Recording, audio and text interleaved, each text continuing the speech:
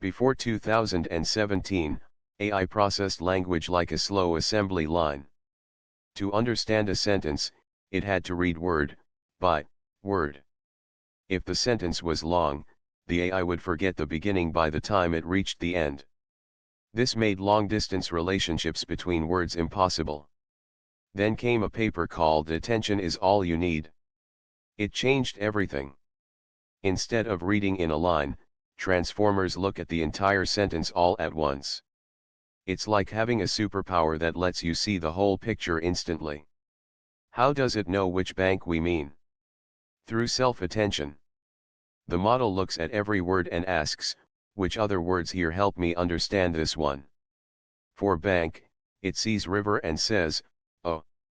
We're talking about nature, not money. Because these models can process massive amounts of data simultaneously, they became incredibly smart, incredibly fast. This architecture powers ChatGPT, Gemini, and many other AI tools.